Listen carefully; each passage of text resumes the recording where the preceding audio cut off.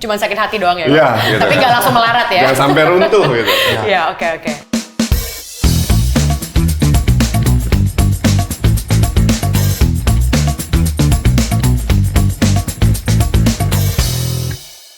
Shalom semuanya, kembali lagi di Marketplace Wisdom. Hari ini bersama dengan saya Sylvia Wijaya. Saya Fandi. Saya Taufi. Hari ini kita akan ngobrol-ngobrol tentang mindset berinvestasi. Yes. Tapi sebelum kita mendengarkan tips dari Ko Raffi, mari kita mendengarkan dulu apa kata Tuhan tentang mindset investasi dari Ko Fandi. Ya, jadi Sylvie dengan senang hati gitu ya, karena saya kembali lagi ke GMS Jakarta. Gitu. Welcome jadi, home, Ko. Untuk beberapa sesi ke depan, kita akan ada narasumber-narasumber yang luar biasa dari Jemaat GMS Jakarta. Nah, untuk investasi, saya ingin membagikan Pengkhotbah 11 ayat 2. Gitu ya. Jadi isinya adalah berikanlah bagian kepada 7 bahkan kepada 8 orang karena engkau tidak tahu malapetaka apa yang akan terjadi di atas bumi.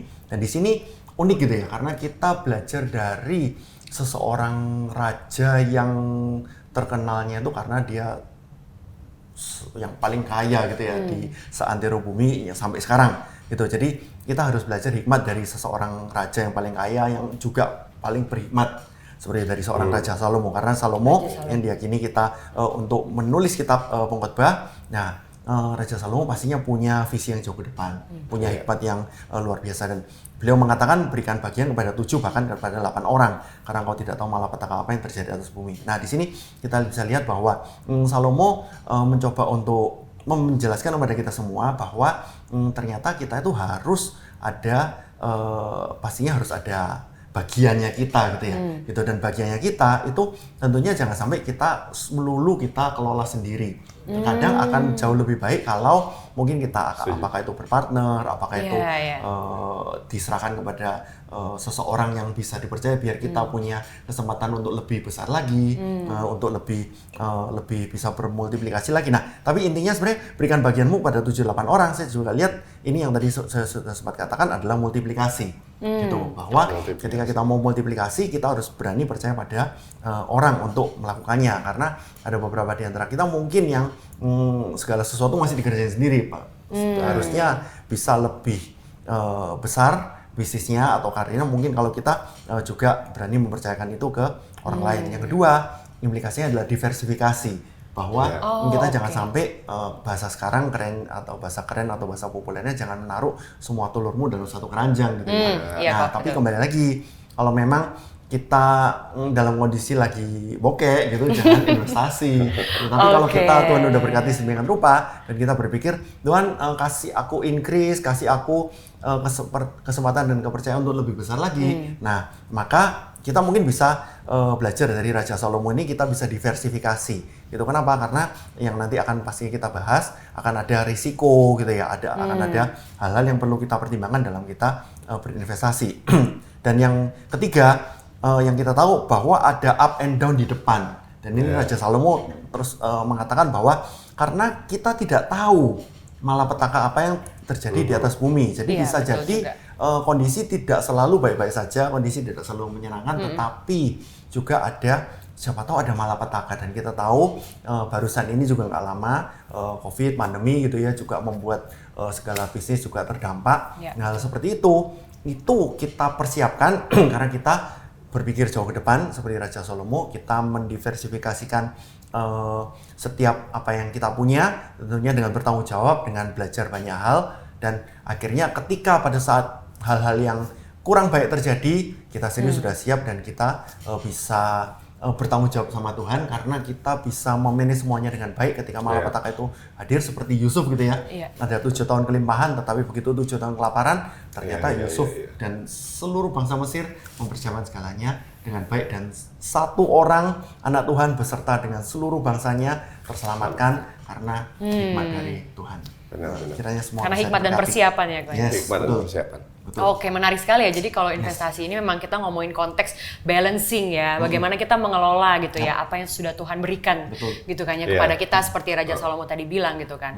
Oke, mungkin kita nggak pakai lama-lama lagi nih, kita bisa langsung mendengarkan langsung dari praktisi gitu kan, yang sudah bertahun-tahun gitu kan berkecimpung di bidang trading ya, betul ya, Ko Raffi? Saham khususnya. Nah, mungkin Ko Raffi bisa nih sharing-sharing sama kita semua, sama jemaat di rumah juga, untuk tips-tips atau mindset dalam berinvestasi sejauh ini berapa tahun kok udah berkecimpung di investasi? 2008. 2008, 2008 mulainya ya? Iya, mulai. 2008 mulainya ya kurang lebih 5 Belasan tahun, tahun. 15-an tahun ya, sekarang 2023 gitu kan.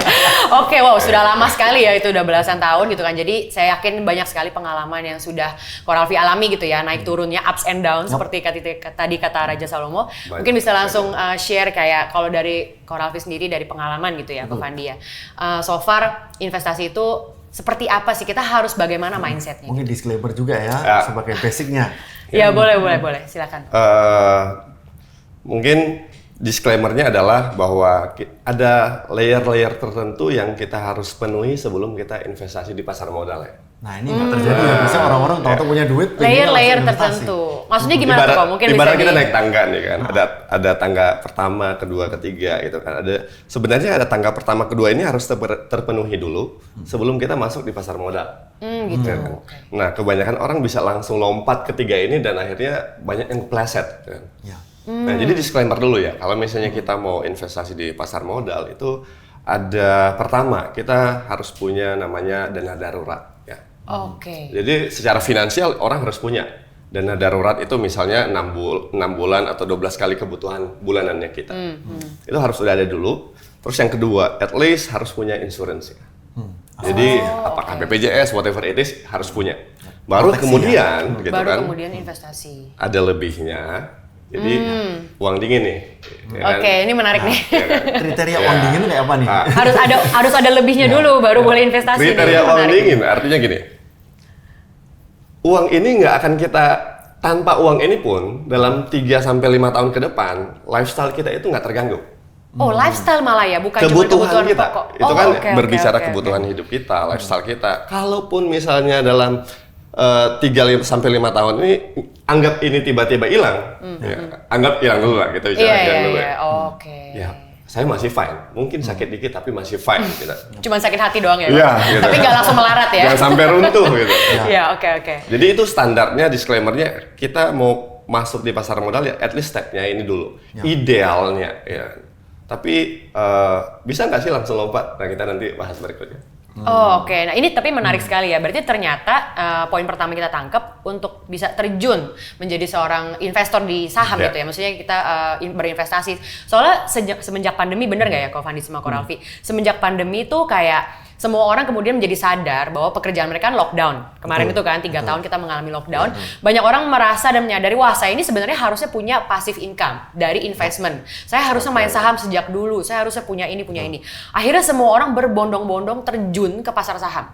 Nah, tapi yang kita dapati banyak juga kemudian berita-berita yang bermunculan, mereka rugi, bahkan ada yang sampai mengakhiri hidup gitu ya karena rugi terlalu banyak dan sebagainya. Nah, ini kan hal yang sebenarnya fenomena yang berarti ternyata sebenarnya nggak semua orang ya, dikatakan nggak semua orang boleh langsung berinvestasi. Ada kriteria yang harus dipenuhi terlebih dahulu tadi. Yaitu dana darurat dan asuransi itu tadi. Itu kriteria idealnya. Terus yang kedua ini fakta yang agak serem gitu kan. Kayak yang orang kalau masuk pasar saham hanya melihat, wah ini profit ya. Profit. Mereka jarang ya melihat dari sisi risknya. Jadi ketika orang datang dengan mindset berpikir yang salah, wah kayaknya saya bisa cepet nih langsung 100% untungnya gitu kan. Ada saat-saat tertentu itu bisa terjadi, tapi not every year bakalan seperti itu. Nah masalahnya ketika nggak terjadi seperti itu, orang yang tadinya merasa ini gampang, akhirnya banyak sekali yang pernah untung, tapi kalau ditanya sekarang gimana? Tapi akhirnya rugi. Jadi akhirnya kan pernah untung, tapi sekarang gimana? Rugi gitu kan. Karena ada syarat-syarat tertentu yang harus dipenuhi dan syaratnya itu kayaknya lebih berat dari kerja sih. Oh ya? Daripada kerja reguler gitu ya. Syarat-syaratnya kayak apa aja? Maksudnya kan orang kan taunya saham itu main saham gitu ya. Makanya ini mungkin istilah yang perlu diberesin ya. Kita ambil istilahnya main ya. Itu bukan main sih, sebenarnya kita dagang. Ibarat kita punya money changer, kita jual beli currency kan.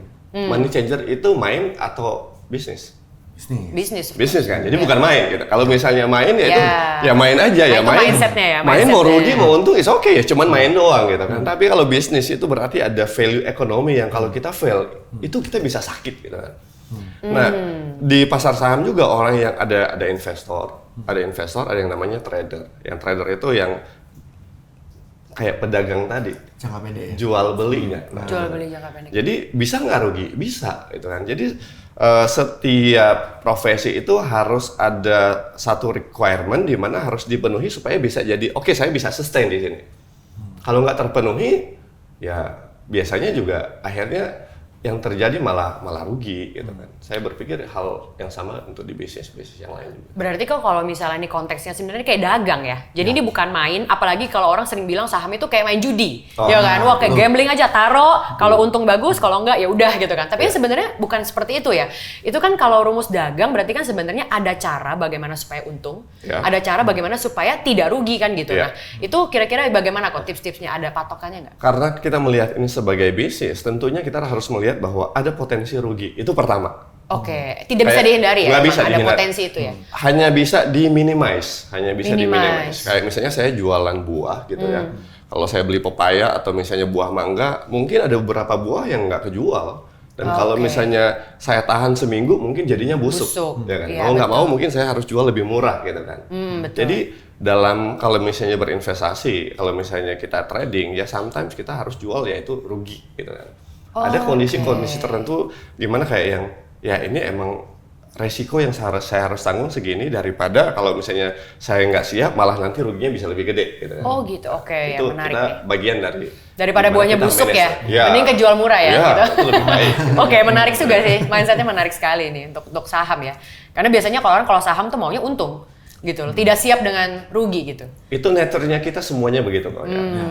Bisnis apapun semuanya pasti karena mau untung. Tapi apakah pasti akan untung? Itu lain ceritanya. Semua mau untung, tapi apakah pasti akan untung? Itu hal yang berbeda. Oke. Ya kan? Itu beda kan? Iya, menarik. Iya, benar-benar. Memang nggak pasti untung sih. Namanya semuanya ya belajar ya. Tapi kalau misalnya dalam konteks kita misalnya mau berinvestasi nih sekarang, anggaplah kita tadi sudah siap ya, kita sudah dalam kriteria, kita sudah punya pekerjaan yang bagus, settle gitu kan, cash flow sehat, dana darurat aman gitu kan, kita juga udah manage resikonya, asuransi dan sebagainya. Berarti kita terjun nih gitu kan, menjadi seorang pedagang gitu kan di dalam dunia saham, betul ya. Nah, kira-kira itu tips-tips apa ya kalau misalnya untuk supaya bagaimana kita supaya untung gitu loh. Maksudnya supaya kita berhasil secara investment, sebenarnya apa sih yang harus kita perhatikan gitu sebagai pedagang dari trading itu sendiri? Tentunya balik lagi datang ke firman Tuhan dulu ya. Oke. Ya kan? Karena kita melihat bahwa firman Tuhan itu adalah hikmat sumber dari segala hikmat. Jadi kalau menurut saya segala hikmat dalam bidang apapun ya sumbernya dari Tuhan. Nah, apakah kita mau datang mendownload hikmat itu kan? Nah, pertanyaannya kalau misalnya kita mau nggak mau kita harus cari.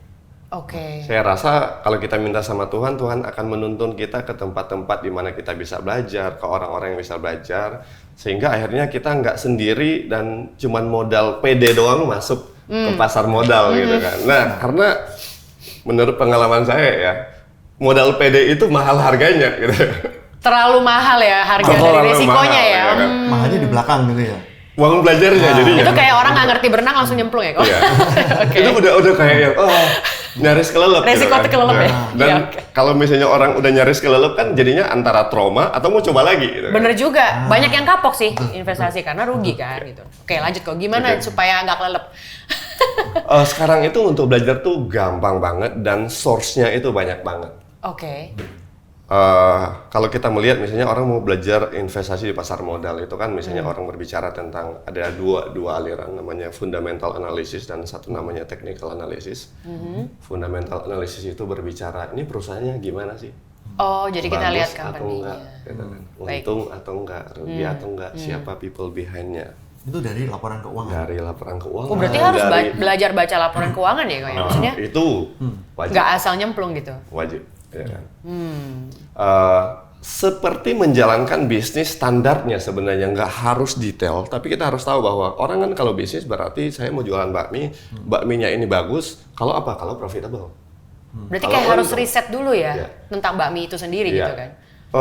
Paling gampang lihat laporan keuangannya. Ini perusahaannya untung nggak? Oh iya benar-benar. Produknya jelas nggak? Atau jangan-jangan untungnya ya itu panjang ceritanya. Tapi harus cari tahu pertama fundamental itu berbicara tentang perusahaannya sendiri. Berbicara yang kedua tentang technical, berbicara tentang people behavior atau apa sih sekarang ini orang lebih banyak lagi optimis atau lagi pesimis gitu. Kayak psikologi market gitu ya. Psikologi. Jadi kita bisa membaca psikologi itu melalui grafik ya kan. Kayak kita melihat, oh ini kenapa IHSG atau bursa kita lagi bagus. Kalau kita tarik landasan paling dasarnya adalah karena banyak orang yang optimis. Oh, menarik sekali ya. Karena banyak orang yang optimis, mereka pengen beli saham. Mereka, ini perusahaannya bagus. Kenapa mereka beli sahamnya bagus? Kenapa mereka beli sahamnya? Karena mereka melihat, oh iya ya, kok kemarin perusahaan ini rugi, tahun ini untung. Berarti bagus ya. Bisa Ekspektasi ke depan bisa lebih bagus ya. ya. Oh iya, kalau saya beli sekarang, hopefully dia bakalan lebih bagus ke depannya. Jadi itu alasan kenapa yang bicara tadi soal technical berbicara tentang psikologi dari para orang-orang yang terjun di sana. Berarti poinnya itu benar nggak ya kalau disimpulkan poinnya adalah jadi kita nggak asal beli gitu. Ibaratnya kita pedagang nih, kalau tadi kan analoginya investasi itu sama kayak dagang. Misalnya saya mau dagang, saya mau invest misalnya di satu restoran atau misalnya saya mau dagang bakmi tadi gitu kan. Berarti kan saya harus research dulu gitu, melakukan riset, penelitian, cari tahu dulu tentang psikologi market terhadap bakmi jenis ini tuh seperti apa gitu-gitu ya. Kalau maksudnya jadi benar-benar melakukan itu semua ya. Tapi kalau dari cara baca laporan keuangan itu sendiri kayak bagaimana sih kita ngelihatnya dari mana kok itu bisa untung? Oh ini bagus atau enggak perusahaannya gitu kan. Maksudnya kita belajar hal seperti ini tuh menurut Ko Ralfi ya dari sumber terpercaya mana sih yang bisa kita maksudnya pegang gitu. Tentunya kalau kita melihat belajar sama orang yang udah ngerti ya, yang paham. Mereka yang mungkin kalau akuntan, orang yang paham akuntansi, tapi lebih spesifik lagi ada orang-orang yang di bursa sekarang, yang edukator yang mengajarkan tentang fundamental analysis, banyak. Bisa dari internet lah ya. Bisa dari internet, bisa ada orang yang benar-benar praktisi yang mengajarkan, bisa lewat buku, itu banyak. Sekarang kan bukan kekurangan informasi, kelebihan informasi. Benar. Mas sampai bingung kadang-kadang. Iya. Jadi kayak yang tapi kita harus tetap cari tahu gitu kan melalui yang mana yang tentunya kita bisa lihat ada kriteria tertentu yang harus kayaknya orang ini emang benar ngajarnya benar praktisi dan dia melakukannya udah it's okay kita investasi dikit buat upgrade ilmu itu nggak apa-apa karena lebih keuntungannya itu untuk jangka panjang jauh melebihi daripada kita misalnya ikut seminarnya, kita ikut kelasnya, atau kita nonton YouTube ya. Menurut saya itu best investment awalnya ya. Untuk belajar kayak yang, wah kan kalau misalnya laporan keuangan itu kan banyak banget kalau orang jurusan misalnya desain udah langsung pusing nggak ngerti. Jadi harus dijelaskan dengan sederhana. Jadi ini perusahaan untung ya. Ya udah. Beberapa hal yang utama yang harus kita lihat. Oh ya udah. Jadi ini kriteria ini karena begini makanya saya mau investasi di perusahaan ini. Berarti poinnya memang harus belajar dulu ya. Malah kalau perlu punya mentor atau mungkin belajar dengan orang-orang yang sudah terdahulu mempraktisi di bidang saham itu ya. Nah, pemikirannya gini sih, Pi. Karena kan kita kalau saham itu real ya. Kita nih mau beli nih perusahaan itu walaupun mungkin 0,0 sekian persen. Iya, betul. Kita nih pemilik loh. Pemilik ya benar-benar. Nah, kalau pemilik berarti kita harus belajar dengan sungguh-sungguh ya apa yang mau kita beli itu walaupun misalnya kita beli sahamnya bank terus nanti setelah kita beli kita masuk bank itu dalam hati saya ini pemilik salah satu pemilik bank ini loh padahal 0,00 berapa persen tetap owner juga owner ya meskipun 0,00 sekian persen dari sekian juta owner lainnya gitu ya. Menarik sekali sih, betul sih kita membeli barang aja, kita beli sepatu aja kita benar-benar meneliti dulu nih sepatunya kuat apa enggak gitu kan, ini merek apa gitu kan, ini merek ini rekornya gimana gitu kan, apalagi ini beli saham ya, maksudnya beli perusahaan ya, ya memang benar-benar harus teliti sekali sih. Gitu. Dan ada resiko di balik itu. Tetap harus mentalnya siap dengan resiko. Kalau misalnya kita melihat sekarang ini di bursa itu kurang lebih ada 800-an perusahaan. Gimana kita cari tahu bahwa ini yang bagus? Menarik. Itu pun tantangan gitu loh. Kalau misalnya kita home pimpa tutup mata, itu sama aja kita nggak bertanggung jawab sama Tuhan. Kenapa? Karena kita dapat uang, Tuhan berkati. Terus abis itu kita tutup mata aja ya udah ikut-ikutan beli ini. Begitu hancur kan ini sama aja kita nggak bertanggung jawab sama Tuhan dong. Iya. Harusnya kan Tuhan berkati kita investasi ya sebelum kita investasi minta hikmah sama Tuhan dulu dong. Gimana Tuhan saya bisa kelola ini di pasar modal gitu, jangan kayak yang cuman tutup mata, udahlah ada 800 A B C D E, ini kayaknya bagus nih. Nah, itu bahaya. Itu salah banget gitu. Itu kalau kayak kata anak muda sekarang jangan FOMO gitu kan, fear of missing out. Jadi takut ketinggalan, jadi dia nggak pakai pikir panjang, langsung terjun gitu. Banyak sekali gitu. Bahaya sekali sih. Perusahaan yang waktu COVID bagus banget dan sekarang turunnya 80% itu banyak. Jadi orang yang beli perusahaan-perusahaan yang misalnya yang farmasi, waktu COVID itu misalnya harga 7.000-an. Iya, betul. Sekarang tinggal 700, 800. Bagaimana orang yang beli waktu itu gitu kan, yang cuman kayak wah ini nanti. Itu kan akhirnya menimbulkan problem jadinya. Iya, itu kalau mental nggak siap pasti akan sangat goyang sekali sih. Berimpact banyak hal ya.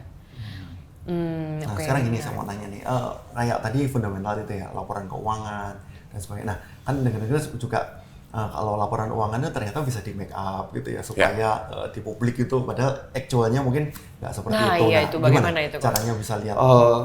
Pertama adalah kita tentunya harus diversify ya, itu yang tadi. Oh iya, benar, diversifikasi. Ya. Diversifikasi itu perlu.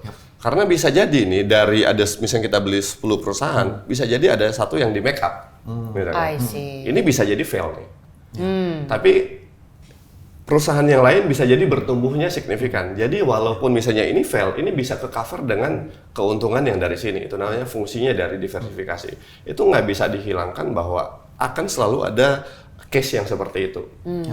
Jadi gimana kita bisa tahu, ya kita bisa sebatas oke, sampai so far saya udah mengerti ini, tapi apakah ini di make up atau enggak, sometimes itu susah untuk kita ketahuan setelah terjadi diungkapin, wah ini ada kasus ternyata baru, oh iya ya gitu. It's too late. Iya. Harga udah turun terlalu dalam biasanya. Jadi itu salah satu fungsinya adalah kita diversifikasi ya. Karena ya tentunya hal itu tetap aja akan selalu ada terjadi. Ya. Nah, sekarang pertanyaan selanjutnya nih. Saham ini kan sangat-sangat unik ya, atau investasi nih. Karena kita bisa beli sesuatu yang memang akan berpotensi naik, atau justru malah kita bisa membeli sesuatu yang saham itu kondisi ancur-ancuran, tapi juga potensi naik. Atau kita juga mau beli kucing dalam karung yang potensinya tadi turun. Gimana cara bedain? Atau kita punya kepercayaan diri, atau kita percaya pada satu belief ya, yang tadi kita ngobrol sebelum ini, satu belief bahwa yang ini bakal akan naik, atau yang ini ancur-ancuran akan naik, atau yang ini kita nggak boleh beli karena walaupun ini potensinya bagus, ternyata suatu saat nanti akan hancur gitu.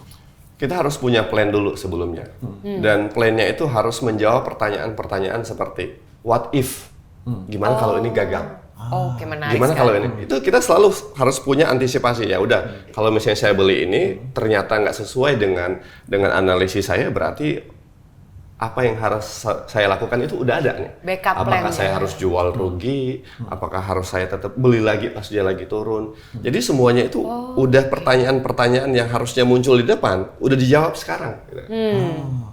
Jadi kita nggak kaget lagi. Wah ini turun ya, kita udah nggak kaget karena apa? Kalau dia turun kita udah, my plan kalau dia turun adalah ya begini. Kalau dia naik, ya saya harusnya begini. Jadi semuanya itu udah diantisipasi di depan sebelum itu terjadi. Seperti main catur ya. Wah ini bijak sekali deh.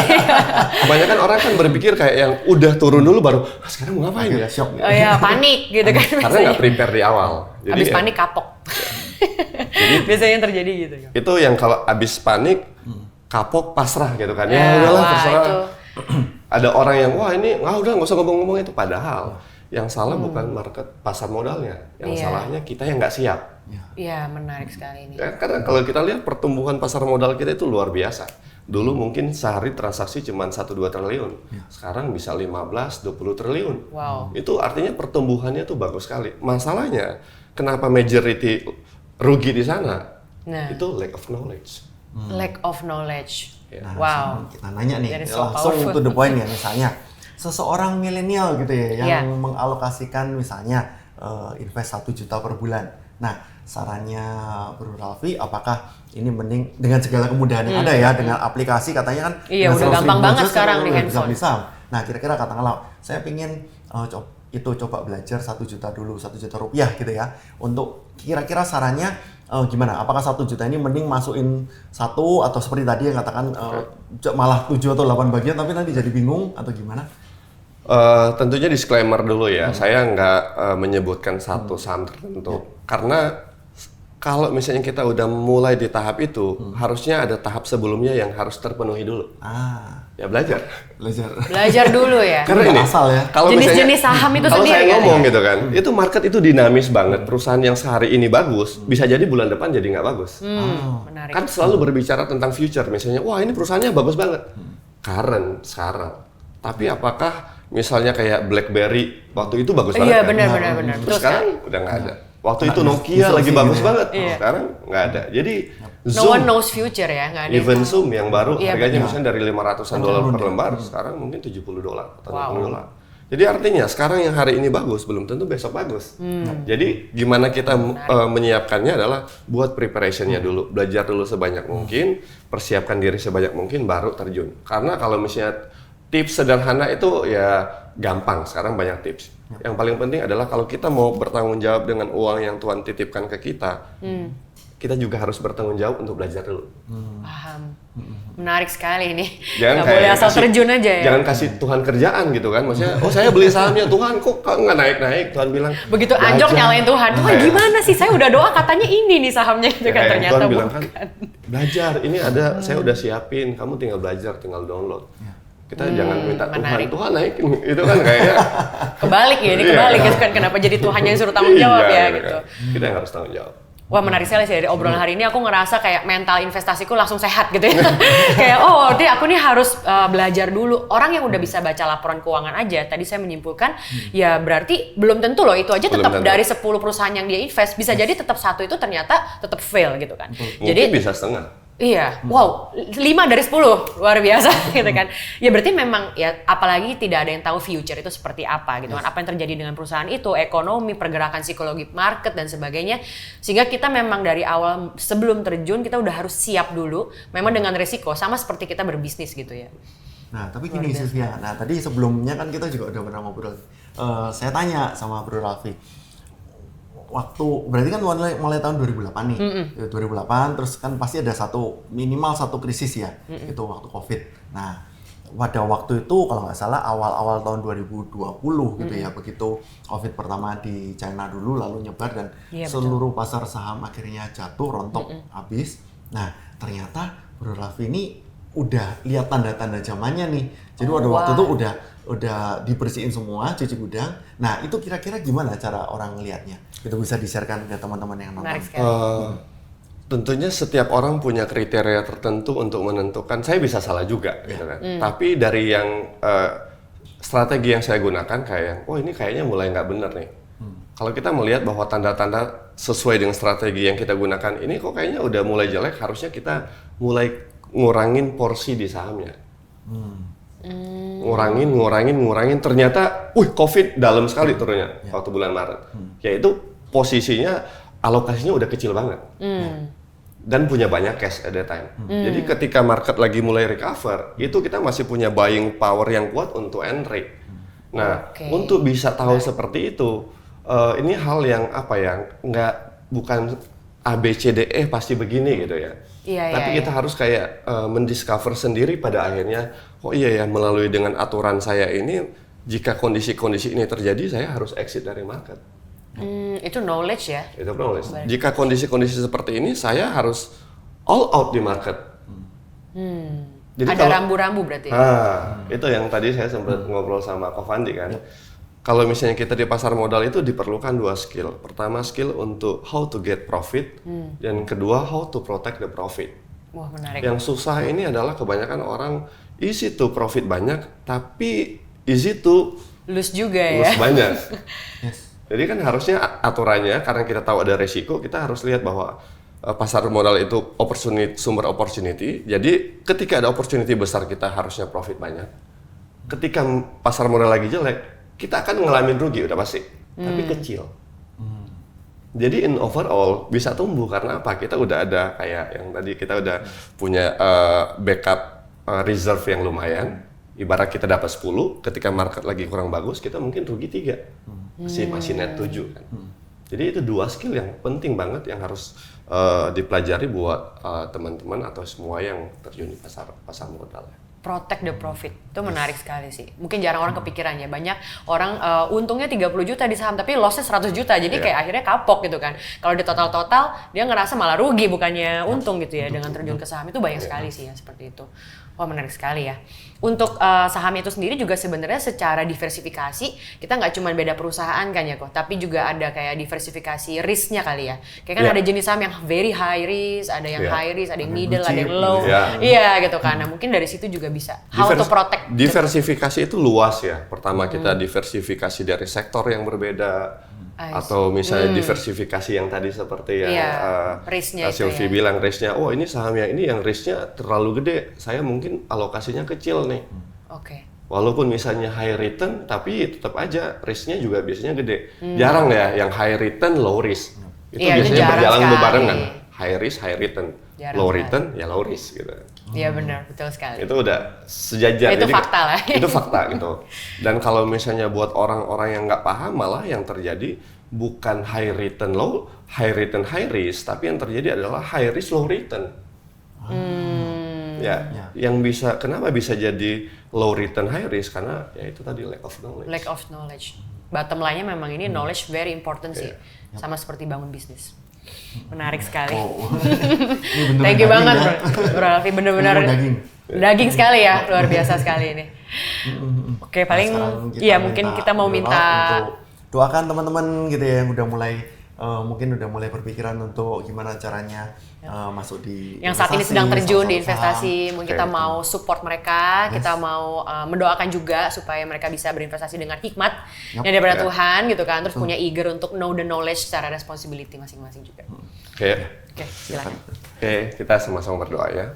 Dalam nama Tuhan Yesus, kami minta hikmat daripada Tuhan turun buat teman-teman semua yang mulai investasi di pasar modal, biar hikmat yang dari Tuhan itu mengalir buat teman-teman semua, buat kita semua, supaya kita lebih bijak, lebih bertanggung jawab mengelola uang atau setiap berkat yang Tuhan percayakan dalam hidup kita.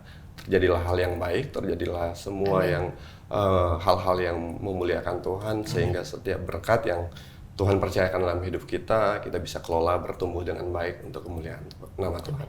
Dalam nama Tuhan Yesus. Amin. Amin. Terima kasih buat waktunya, Ko Alfi. Sama-sama. Terima kasih juga Ko Fandi. Thank you, Sylvie. Sekian Marketplace Wisdom episode kali ini. Jangan lupa like, share, subscribe, and comment. Dan bagikan link ini ke semua teman-teman kalian yang sedang berinvestasi. Sampai see you di next episode. Shalom. Bye-bye.